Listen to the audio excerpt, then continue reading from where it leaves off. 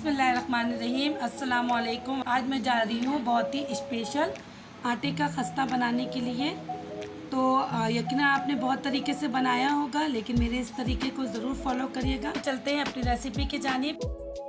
मैंने लिया है मैदा। आप इसको आटे से भी बना सकते हैं। मैं मैदा और आटा दोनों से बना रही हूँ। ये मैंने 2 कप मैदा लिया है। मैं इतने ही वज़न का मैंने वाइट आटा लिया है। आप ये मैंने सेम वज़न का लिया है।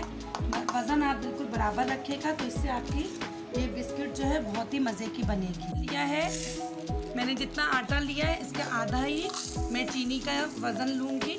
ये देखिए, मैंने 4 कप मैंने आटा लिया था, तो मैं 2 कप चीनी का लूँगी और इसका आप शीरा तैयार करूँगी। 2 कप चीनी ले लिया है, तो इसमें मैं हाफ कप पानी का डालूँगी।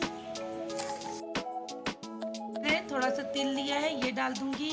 आप ऑप्शन है ये, आपका दिल चाहे तो आप डाल दें। 1 कप मैंने सूखा हुआ नारियल लिया है। आप इसको साबित नारियल से भी बना सकते हैं। आप इसमें चाहे तो बहुत कुछ डाल सकते हैं, बादाम भी, पिस्ता भी, और नारियल भी बारीक बारीक काट के डाल सकते हैं। आप डाल दी हूँ। आप चाहे तो ऑयल भी डाल सकते हैं। और इसको डाल के फिर मैं अच्छे से पहले मिक्स करूँगी। अगर मुझे कम लगेगा तो मैं थोड़ा सा घी और डाल दूँगी। शीरा तैयार हो गया। तो मैं इसमें थोड़ा थोड़ा करके डाल के अच्छे से गूंद लूँगी। इसमें इसका अच्छे से डो बना लेंगे हम लोग।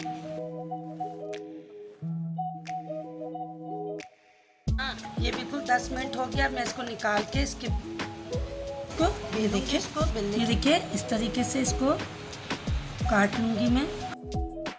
काट के इस तरीके से आप चाहे तो कोई ढकना या कोई गिलास, कटोरी रख के गोल गोल शेप में भी बना सकते हैं। चलिए अब इसको फ्राई करते हैं। अब मैं इसमें डाल के दिखाती हूँ।